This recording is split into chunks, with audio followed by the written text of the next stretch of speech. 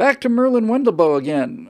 If Crazy Bernie were to pass his guaranteed jobs program, would it turn out like the guaranteed student loan program where the government guarantees to ruin your life if you don't pay it back? So you are given the job of a dead possum remover. Thank you. Yeah, that was quite a day. I admire that man. I think about that often, actually. And you have to do that job, no choice about it, no way out of the job except for death or dismemberment, and that's not slavery? Question mark. I'm not sure if I think that the idea of the government, when the government took over student loans, took them away from banks, and this is why these medieval Renaissance poetry majors are graduating with master's degrees in medieval like medieval. I keep saying medieval Renaissance poetry.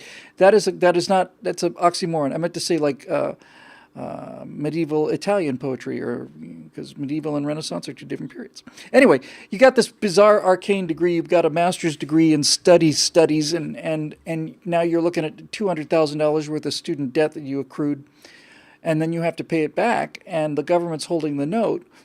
And if I understand you correctly, Merlin, you're saying, well, you're kind of enslaved to the government. But my feeling, Merlin, is that those loans, when Obama put that in there, and I think he tied it into Obamacare, when the progressives put student loans under the purview of the federal government, I completely feel that they do not expect those loans to be repaid, that it's not a loan. They're calling it a loan. And they'll certainly take your money, that microscopic few that are able to make payments on it. But I don't think it was ever intended to be a loan in the way that you and I and other reasonable people understand the term. It was buying votes. It's not so hard, really. It's just really actually very simple. They were simply buying young people's votes. So here's $200,000. No need to go out in the world and work, because if you work, then we're going to take your half of what you make in taxes, and then you'll vote Republican. We can't have that. So we're going to just allow you to stay a child forever and let you get a degree in some ridiculous, absurd fantasy degree like, I don't know, theater or something like my degree that I didn't get. And we'll let you be a child for another 10, 15, 20 years. And all that really matters is that you vote for us.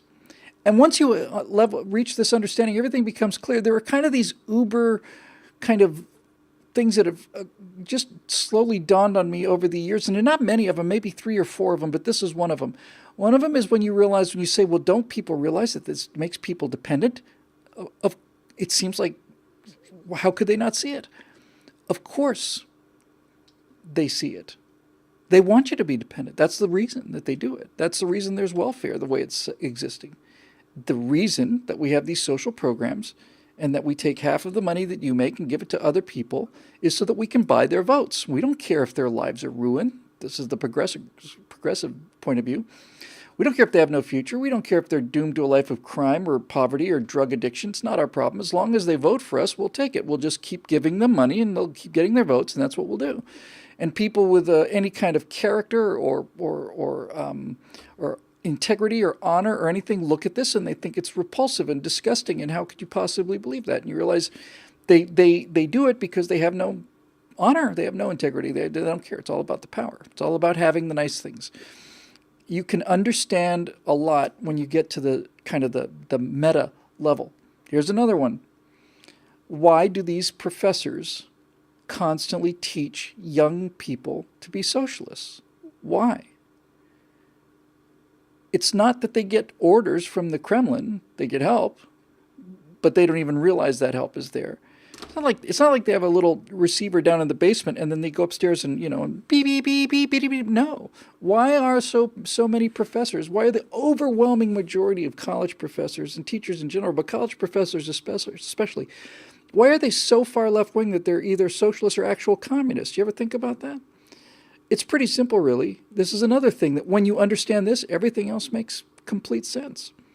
College professors are left-wing because college professors cannot understand or stomach the fact that somebody as smart as they are is making $25,000 a year, while that knuckle-dragging Yahoo down the street has got $70 million because he's selling cars.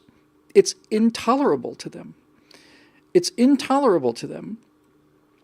And now we get down to the actual main point, which is simply this.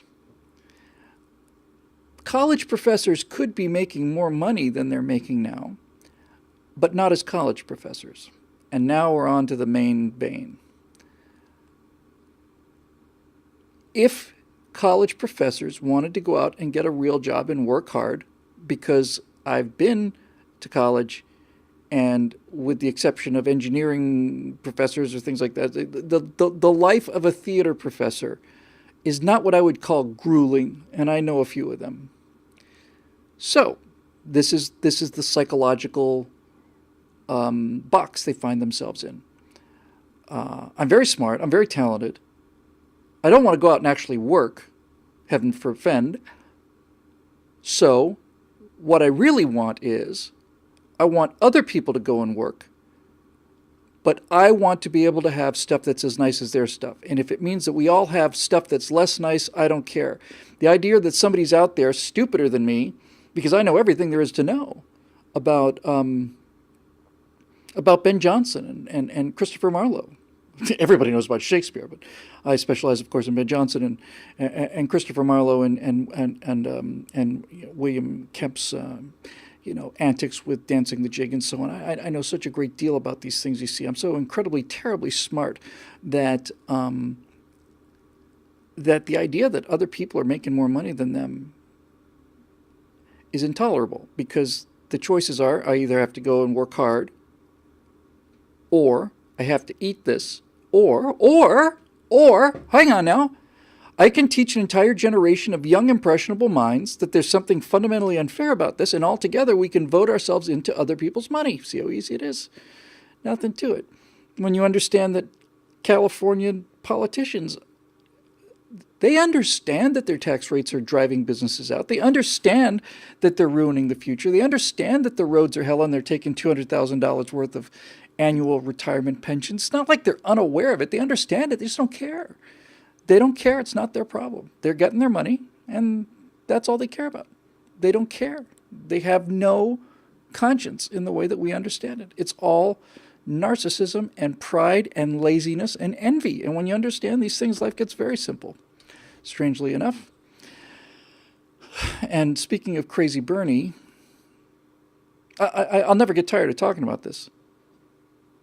Bernie Sanders has 3 houses. End of discussion, period. It's over. It's done. When I found that out, it was after the election was over.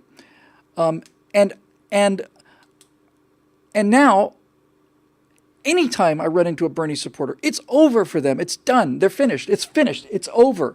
There's no argument. There's no discussion. Nothing. We're not going to talk about socialism. We're not going to talk about anything. We're not going to talk about doing it right. We're not going to talk about Sweden. We're not going to talk about anything. You voted for Bernie Sanders because he's a socialist. He owns 3 houses.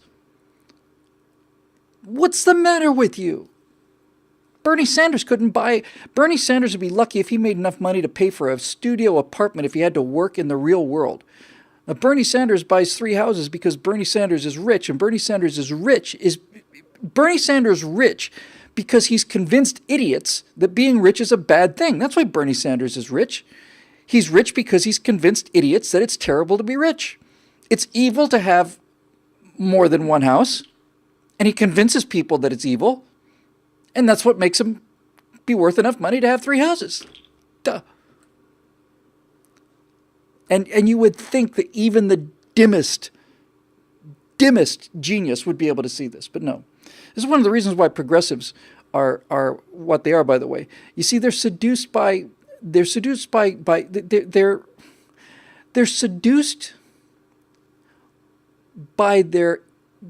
how impressed they are with their mediocre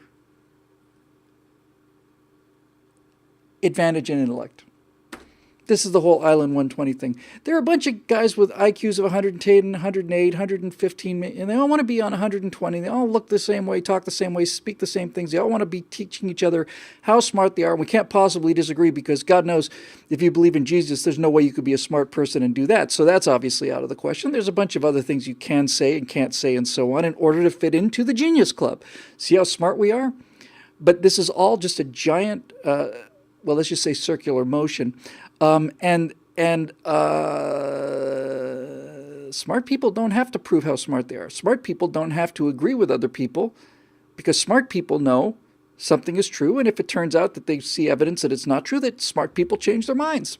They don't have, you know, I don't, I don't mean this to sound, because I don't know who's watching or listening. It's just, I don't want to hurt anybody's feelings, is what I'm trying to say. But here's something I've noticed. And this is how I would not, I don't mean any disparagement by the analogy, but you can take the analogy and apply it to progressives, and then you can disparage them all you want to. Oh, that's very lovely, actually. George Freeland said an IQ of 120 puts you at the bottom of the top 10%. That's perfect. Yes, that's perfect. They're at the bottom of the top 10%. That's exactly right, George. That's great. That's great. I cannot forget that. That's precisely in a nutshell what the problem is. That's the problem. They're in the bottom of the top 10%. How about that? That's really very enlightening. What I was gonna say about this whole people talking about intelligence and how smart they are and stuff.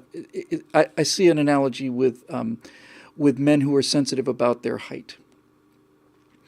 And when you're a shorter fella, a lot of shorter men don't want to go out with women who are taller than they are, because it makes them feel short. But my wife is 5'11", and if she were 6'3", it wouldn't bother me at all. It wouldn't bother me going out with a taller woman or being married to one, because I'm not a short guy. That's what I'm getting at. I don't have to worry about looking shorter than somebody because I'm going out with a taller woman, because I'm 6'1's pretty tall. So I don't have that insecurity about it. And this is the way it is with them and their intellect. They're all insecure about how smart they are, and that's why they're all constantly talking about each other about how smart they are, and everybody who's smart believes these things. Right, yes, right, absolutely. Again, emperor's new clothes kind of thing. But actual smart people don't have to agree with everybody. They don't have to. And as I've said many times, Thomas Sowell is probably an IQ of 180 or something. 120 IQ is so far in Thomas Sowell's rearview mirror that he can just look at these things that these people believe, and say, you don't seriously believe this, do you really? Well, all smart people do. Okay, well, you just tell yourself that and have a nice day now. Bless your heart. So anyway, last one. My neck's killing me. I can go home to my beautiful wife and have a lovely dinner and get out the Tiger Balm, and I go to see the chiropractor tomorrow, and he's going to make my neck make a noise that it shouldn't make, and then I'll be fine. But it's really hurting now.